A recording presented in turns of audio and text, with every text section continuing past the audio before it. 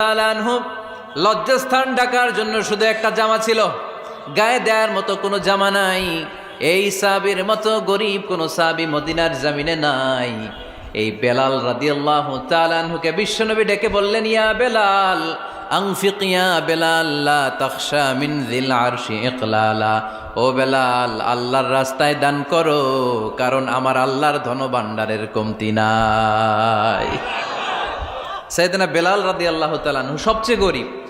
শুনতেছেন? বুঝতেছেন? Download the app and order now. সবচেয়ে গরিব। ডাউন পার্টটা ঢাকার মতো একটা গার্মেন্ট ছিল, একটা কাপড়, এটা পেঁচায় আসতো, নামাজ পড়তো। গায়ে রাখার মতো কোনো জামা নাই, আর খাবার দাবার টাকা পয়সা বলতে নাই। ওই সাহাবীরে বিষ্ণু ইসলাম বললেন, আনফিক বেলাল, বেলাল তুমিও দান করো, তুমিও দাও, দানের হাতকে প্রশস্ত করে দাও। আনফিক ইবনা আদম উনফিক আলাইক, হে বনি আদম দাও, দিলে আমি তোমারে দেব। কেজির এটা হুজুরে দিয়ে দিলাম, এরপরে কেউ আমার 20 কেজি দিলে ওইটা ধরবো, ওইটা আবার আরেকজনরে দিব, এরপরে আরেকজন 30 কেজি দিলে ওইটারে ধরবো। কথা বলেন, কথা বলেন, কথা বলেন। এজন্য আল্লাহ বললেন, ইনফিকুনা ফিস সাররাই ওয়াদ দাররা। আমার মুত্তাকি বান্দার প্রথম গুণ, তারা সুখে দুঃখে সব সময় দান করে, দানের ধারাবাহিকতা সব সময় অব্যাহত রাখে। যারা সুখে দুঃখে সচ্ছল অসচ্ছল সব অবস্থায় দান করে, তাদের নাম হলো মুত্তাকি। মুত্তাকিদের প্রথম বৈশিষ্ট্য দান করে। আপনারা দান করেন তো? কিশোরগঞ্জের ভাইয়েরা সবাই করেন? করেন তো? Take it as a reminder. আজকের এই আলোচনাটা একটা রিমাইন্ডার হিসেবে নেন। যাদের দান করতে একটু সমস্যা, মনে থাকে না, অলসতা বা একটু কিপটামির মনোভাব আছে, এই কিপটামি কৃপণতা ভুলে যান। দেন, দেন না একটু, আপনারা দিবে কে?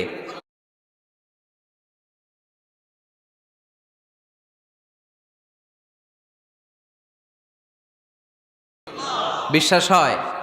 দিলে বাড়ে, দিলে না দিলে কমে, কারণ আপনি দিলে আপনারে দিবে কে? তবে গোপন অবস্থায় দেওয়াটা উত্তম। প্রকাশ্য দান করলে আল্লাহ কবুল করেন, ওইটাতেও সওয়াব আছে, কিন্তু গোপনে দান করলে বেশি খুশি হয় কে? গোপনে দান করলে আল্লাহর রাগ ক্রোধ কমে যায়।